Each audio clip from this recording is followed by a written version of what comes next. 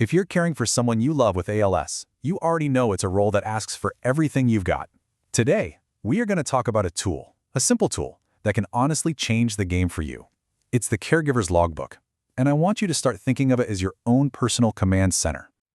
I mean, does it ever feel like you're trying to juggle a million things at once? You're tracking medications, appointments, what they ate, how they slept, their mood, little communication cues. The list just goes on and on. It is a massive mental load, especially when their needs are changing all the time. It is completely normal to feel like you're trying to hold 1,000 tiny details in your head at once. So, here's our game plan for this explainer. We're going to start by talking about that feeling, the caregiver's dilemma. Then we'll introduce the logbook as a lifeline. After that, we'll get practical with a blueprint for setting it up, show you how to keep it simple so you actually stick with it, and finally, really dig into why this one small habit can change, well, pretty much everything. Okay, so let's just start by calling it what it is, the caregiver's dilemma. It really is about that constant, heavy weight of managing the care for someone whose needs are, well, they're always evolving. Think about it. You're the central hub. You're the one talking to the doctors, the therapists, the family members, the home care nurses. All the information, all the data, all the emotion, it all flows through you. And that pressure to remember every little thing and get it all right, it can be absolutely immense. But what if you could take all of that pressure, all of those details swirling around in your head and just offload them? That is exactly where the logbook comes in. This is so much more than a notebook. It is your command center. And here's what's so crucial to understand. This isn't just another to-do list. A logbook is a living, breathing resource. It helps get everyone on the same page, from your sister to the weekend nurse. It helps preserve your loved one's dignity by making sure their preferences are front and center. And honestly, it strengthens your resilience by giving you a way to organize all that chaos. I love this way of thinking about it. The logbook is like a shared brain for the entire team. Anyone can pick it up, flip to the last entry, and get up to speed in minutes. You don't have to repeat the same story 5 different times to 5 different people. It's all right there. All right, so how do we actually build this shared brain? Let's get into the blueprint. It really boils down to 6 essential sections that, together, paint a really clear and complete picture of how your loved one is doing. So these are the big 6. You've got daily care, the practical stuff. Communication, which is so important. Medical observations, the things you notice. Emotional responses, family interactions, and even the environment. It sounds like a lot, but tracking these gives you that full 360-degree view. Now, an entry doesn't have to be an essay. Just look at this example. In a few quick notes, you've logged a task, a positive reaction, they smiled, and a really important safety check. That one little note about the Hoyer lift could prevent a serious problem. That's powerful stuff. As things change, this section really does become a lifeline.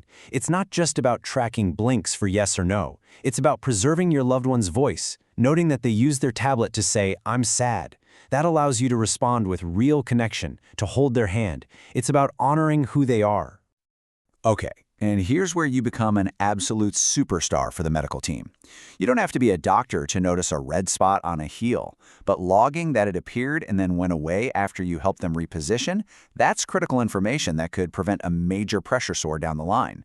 You're not diagnosing, you're observing, and those observations are gold. Right about now, I know what you might be thinking. Great, another thing to add to my to-do list. I get it, but the whole point of this system is to make it simple and sustainable. This is not about adding a burden, it's about lifting one. I promise. First things first, you gotta pick a format that works for you. A simple, cheap spiral notebook is fantastic. You can keep it by the bed and jot things down super quickly. Or, if you're more of a tech person, an app like Evernote or Google Keep is amazing. You can search your notes and even snap a quick photo of that red spot we just talked about. There's no wrong answer here, only the one you'll actually use. And here it is. This might be the most important rule of the entire system. Each entry, every single one, should take you less than 5 minutes. That's it. We are not writing a novel here. We are capturing quick, essential notes. Keeping it short is the secret sauce that makes this a habit you can actually stick with, especially on the really hard days. So here's your action plan. It's really this simple. 1, pick your tool, notebook or app. 2, set up those 6 sections with some tabs or folders. 3, get in a habit of starting every entry with the date, time, and your initials. And 4, keep it short. A couple of sentences is perfect. You could literally start this the second this explainer is over. So we've covered the what and the how, but to really make this stick, we have to talk about the why. Because this little habit, it's not just about being organized. It's about a total transformation. A logbook takes all of that chaos, all those details you're trying to keep straight in your head, and it gets them out. It puts them on the page. And suddenly, you have a clear, organized picture. That clarity alone can reduce so much of your mental stress and bring back a feeling of control. Think about walking into a doctor's appointment. Instead of trying to remember what happened last Tuesday, you can flip open your log and say, for the past 2 weeks, I've noticed this pattern in the evenings. You have data, you have evidence, and that documentation turns that feeling of doubt into real confidence. It makes you an even more powerful advocate for your loved one. And for me, this is the most beautiful shift of all. When you're not constantly stressed trying to remember every little thing, you free up so much mental and emotional space to just be present. The log helps you tune into the little things, the nonverbal cues, and you can move beyond just the tasks of caregiving and find more moments of true connection. So what's the real payoff here? It's huge. The quality of care goes up. Your loved one's dignity and choices are honored, the whole family is on the same page, and maybe most importantly for you, it can seriously reduce your stress and help prevent burnout. This is about a better quality of life for everyone involved. So I want to leave you with this one simple question. Don't worry about creating the perfect system tonight. Just start small. What is one tiny thing you can notice and log today? A smile when a certain song comes on? The time you help them shift in their chair? That one single entry, that's the first step. That's how you start building your command center for care.